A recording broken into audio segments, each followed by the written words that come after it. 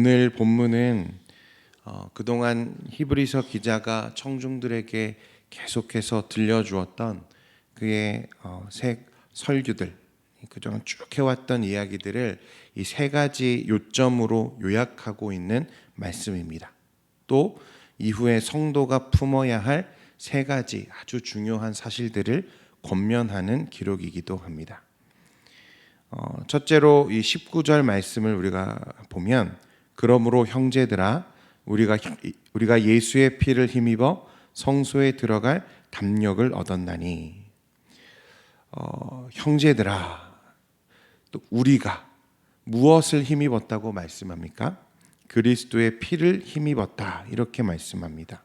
그리고 그 그리스도의 피를 힘입어서 어디에 들어갔느냐? 성소에 들어갈 담력을 얻었다. 이것이 히브리서 기자가 우리에게 전하는 첫 번째 요점입니다. 이 성소가 어디입니까? 일반적으로 성소는 평범한 사람들은 절대로 들어갈 수 없는 곳입니다. 평범한 사람이 아니라 죄인은 절대 들어갈 수가 없는 곳이죠. 하나님의 임재의 처소, 하나님이 계시는 곳, 그곳에 죄인은 들어갈 수 없고 오직 하나님이 허락하신 이 속죄일에만 대제사장이 회중의 죄를 하나님 앞에 속죄하기 위해 그날에만 들어갈 수 있는 곳이 성소였습니다. 완전히 거룩한 곳이죠. 그 성소에 누가 들어갔다고 오늘 히브리서 기자가 말합니까? 우리가 들어갈 수 있는 담력을 얻게 되었다.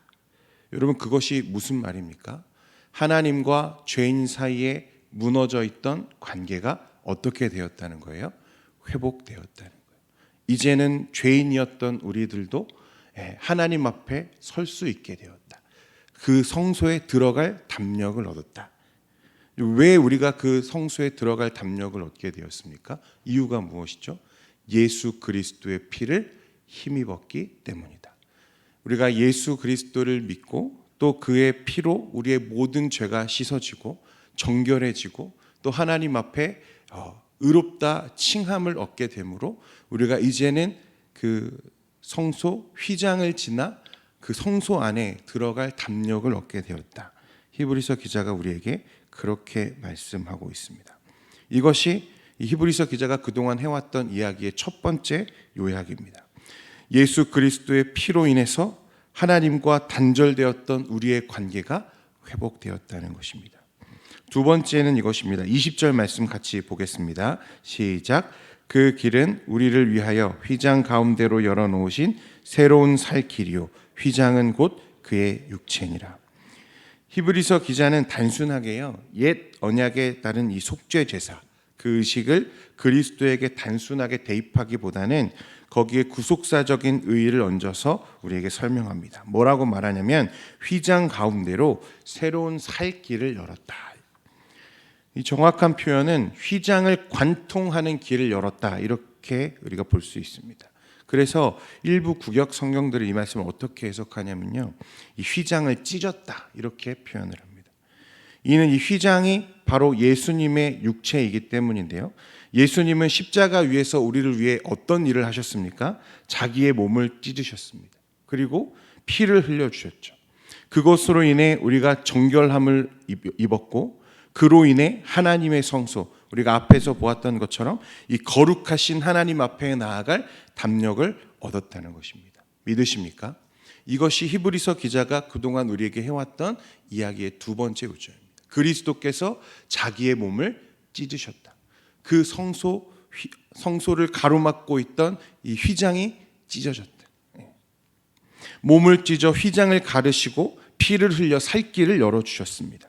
짐승의 피와 제사장의 성수도 사람을 깨끗하게 할 수 없었지만, 아무도 휘장 넘어 지성소로 들어갈 수 없었지만, 그리스도의 피가 악한 양심을 씻어내고 맑은 물로 몸을 씻어서 참 마음과 온전한 믿음으로 하나님을 대면할 수 있게 만들었습니다.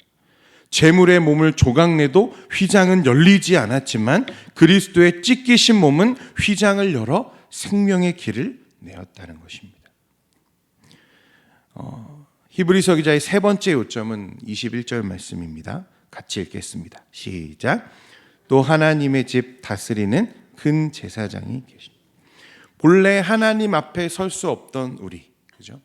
성소에 들어갈 담력을 얻었고 그것이 예수 그리스도의 찢기신 몸과 피를 힘입었기 때문이다. 이렇게 우리가 앞에서 두 가지 요약을 살펴봤는데요. 마지막 질문은 이것입니다. 사실 제일 근본적인 질문인데요. 도대체 그 예수님이 누구시기에 우리를 위해 몸을 찢으셨고 예수님이 도대체 누구시기에 그 피를 힘입어서 감히 하나님의 성소에 들어갈 수 있다는 건가? 히브리서 기자는 그분이 하나님의 집을 다스리는 누구라 말씀합니까? 큰 제사장이시다. 우리가 제사장에 관한 이야기는 지난 새벽들 설교를 통해서 우리가 충분히 이야기를 나누었죠. 오직 멜기세덱의 반차를 따르는 예수님은 그동안 반복적으로 그리고 되풀이되는 제사를 통해서 제한적으로만 우리의 죄를 속죄할 수 있었던 이 과거의 제사장들과는 달리 단번에 그리고 완전하게 드려지는 한 번의 제사로 우리의 모든 죄를 대속하시는 더 큰 제사장이시다. 우리가 계속해서 살펴보지 않았습니까? 예수님이시기 때문에 우리를 위하여 죽으실 수 있고 예수님이시기 때문에 우리의 모든 죄가 대속될 수 있다는 말씀입니다. 히브리서 기자는 우리에게 그것을 이야기하고 있는 거예요. 오직 예수님이셨기 때문에 성소의 휘장이 찢어지고 우리가 원래는 하나님 앞에 설 수 없었던 죄인임에도 불구하고 이제는 그 피를 힘입어 하나님 앞에 그 성소에 설 수 있는 담력을 얻게 되었다. 이것이 히브리서의 전체 요약입니다. 성도 여러분, 그 예수 그리스도의 피를 힘입어 우리가 하나님 앞에 서게 됐음을 기억하고 그 구원의 은혜를 잊지 않는 저와 여러분 되기를 소원합니다. 여러분, 그래서요 이 이후에 22절부터 25절까지 말씀은요 이제 그러면 우리가 어떻게 살아야 할까? 이 성도에게 주어지는 이 히브리서 기자의 세 가지 권면이 나옵니다. 첫 번째는 22절 말씀인데요. 같이 한번 보겠습니다. 시작. 우리가 마음의 뿌림을 받아 악한 양심으로부터 벗어나고 몸은 맑은 물로 씻음을 받았으니 참 마음과 온전한 믿음으로 하나님께 나아가자. 참 마음과 온전한 믿음으로 어떻게 하자고요? 하나님께 나아가자. 쉽게 표현하면요, 참된 마음을 가지고 믿음의 확신 안에서 나아가야 한다. 이 참된 마음은 무엇입니까? 말씀은 예수님의 피뿌림으로 인해서 정결하게 된 우리의 마음과 특별히 그 양심이 참된 마음이라 말씀합니다. 이전에는 악의 뿌리 내리고 있었던 우리의 양심이 이제는 죄를 미워하고 하나님의 법을 즐거워하는 정결한 양심이 되었습니다. 여전히 부족해서 때로는 넘어질 수 있고 죄를 지을 수 있지만 우리는 이제 믿음 안에 살면서 정결한 마음을 향해서 하나님의 뜻을 향해서 한 걸음씩 걸어가는 사람들이 되었다는 거예요. 히브리서 기자는 그러한 삶을 권면하고 있어요.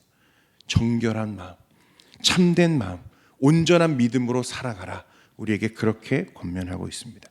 죄를 미워하고 죄를 거절하고 타협하지 않으려는 믿음의 발버둥. 점점 삶의 영역에서 하나님 앞에 순종하는 영역들이 넓어지고 점점 하나님 예수 그리스도 닮은 삶을 살아가는 것. 그것이 오늘 히브리서 기자가 우리에게 들려주는 첫 번째 권면입니다. 두 번째는 무엇입니까? 23절에요. 또 약속하신 이는 믿으시니 우리가 믿는 도리의 소망을 움직이지 말며 굳게 잡고. 약속하신 이는 믿으시다. 다른 말로 하면 신실하시다 해도 틀리지 않습니다. 약속하신 하나님은 신실하신 하나님이시니 현실이 우리를 세차게 흔들지라도 주께서 다시 오셔서 우리를 심판해서 구원하시고 주의 거룩한 백성을 영원한 거처로 삼으실 것이라는 이 소망을 굳게 잡고 놓지 말라는 것입니다. 성도 여러분, 우리가 세상의 사람들과 섞여 살아가지만 그들과 다른 결정적인 이유 한 가지가 있다면 여러분, 우리는 이 소망을 붙잡고 살고 있다는 거예요. 세상 사람들은 무엇을 소망으로 붙잡습니까? 이 땅에 있다 사라질 돈, 명예, 물질 이런 것들을 붙잡고 살아가죠. 그것들이 없으면 여러분 살아갈 이유가 없습니다. 세상 사람들. 그런데 우리는 다르죠. 무엇을 소망합니까? 하나님의 나라, 다시 오실 우리 주님을 소망하며 살아가는 것입니다. 이것이 히브리서 기자가 우리에게 권면하는 두 번째 권면이었습니다. 세 번째는 24절 말씀입니다. 같이 보겠습니다. 시작. 사랑과 선행을 격려. 서로 돌아보며 서로 사랑과 선행을 격려하며 나아가라. 박해를 받고 미혹을 당하고 예수님의 재림이 더뎌서 실망스럽더라도, 이것이 당시 그 성도들의 고민 아니었습니까? 초대교회 성도들의 고민. 그러할지라도 모이기를 중단하지 말고 끝까지 서로를 권면하고 사랑 가운데 세워가며 그렇게 모이는데 힘쓰라. 이것이 히브리서 기자의 세 번째 권면이었습니다. 성도 여러분, 하나님께 칭찬받는 교회가 어떤 교회일까요? 저는 이런 교회라고 생각합니다.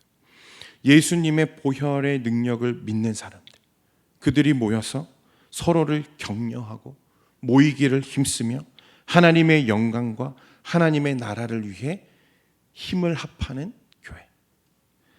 우리 석관중앙교회가 그런 교회 되기를 소원합니다. 여러분, 그것이 세 번째 권면이었어요. 서로 사랑해라. 너희가 서로 하나님의 나라를 세워가라. 격려해라. 모이기에 힘써라.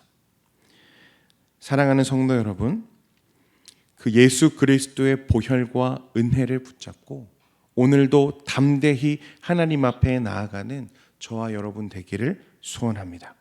그래서요, 오늘의 삶 가운데 한 주간의 삶 동안에도 믿음으로 승리하며 서로를 좀 돌아보고 소망을 굳게 붙잡고 하나님의 나라, 하나님의 승리를 향해 전진하는 저와 여러분 되기를 소원합니다.